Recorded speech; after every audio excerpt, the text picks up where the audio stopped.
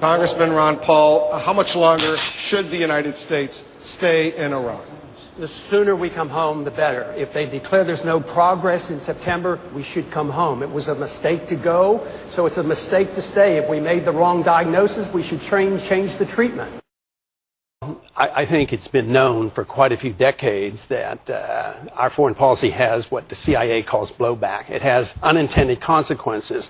You can go back to 1953 when we put the Shah into power, or us supporting Osama bin Laden and radicalizing the Islamics to go after the Soviets, and that comes back as blowback. Our support for Saddam Hussein in the 1980s. And this comes back to haunt us, and that's why I have been very attractive and very supportive of what I call a non-interventionist foreign policy. Mind our own business and stay out of the internal affairs of other nations. If you study the people who understand the Middle East, like Michael Schur and others, and look at the 9/11 Commission report, that's the evidence they provide that that was one of the excuses. One of the strongest statements for the position I hold comes from no other than Paul Wolfowitz, who said right after we invaded Iraq that this was a major, major event because we could take our troops out of Saudi Arabia, recognizing that that was the motivation for recruiting for Al-Qaeda and their motivation for their hatred toward us. So there's a lot of evidence. I don't think we should deal with the subjective. I think we should deal with the objective position of whether or not those who really understand the Middle East support what I had said. The most important promise we keep is the oath to obey the Constitution. We just shouldn't be going to all these wars. We shouldn't have so many injured in our hospitals because we shouldn't go to war unless it's declared. If it's declared, we should go win it and get it over with. Now we're in this war for 5 years or so, and nobody sees the end to this. So we went in under false pretense. There were no weapons of mass destruction. There are still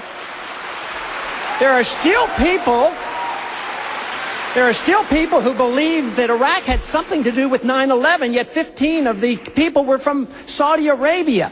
We need to live up to our principles so there are less injured veterans, but when they come home, we better jolly well take care of them, and we're not doing a very good job right now because all the money's going overseas.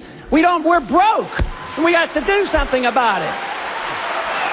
And we can't perpetuate a welfare state and police an empire without going bankrupt, and we're nearly on the verge of that. Thank you, sir. Senator Brownback. Well, because 70% of the American people now think that the foreign policy is going in the wrong direction and want to change. So you can't win an election next year if you don't go with what the public wants, and they want to change in foreign policy. A strong national defense means that we have an understanding of national sovereignty. That is slipping away from us today. The neoconservatives have taken over for the traditional conservatives, and they do not have the respect for our national borders that they should. We do not any longer have national sovereignty. We have referred too much to the United Nations, the IMF, the World Bank, and the WTO, the NAFTA and the CAFTA agreements, and they should not be part of our system. But I did vote for the authority to go after the Al-Qaeda. But the authority given and the money given was totally abused. We went into nation building. Where's Osama bin Laden? He's in Pakistan. Pakistan is a military dictatorship that we support, and now we subsidize, and they have nuclear weapons. So it makes no sense whatsoever with this ridiculous foreign policy that we have. So what happened? We ignored Osama bin Laden and said, oh, let's go to war against Iraq. So those are the kind of irrational policies that I'm trying to fight. I think what we should look for is respect. That's what we need, and that's what we don't have. And they look down upon us because we impose on them. I have no problems with this theoretical position of the neocons to spread the goodness of America, but just not with force. We should spread it by setting a good example, getting our house in order, making sure civil liberties are defended here. Then, when we have a free and prosperous economy and everybody's doing well and everybody's getting medical care, then they'll want to emulate us.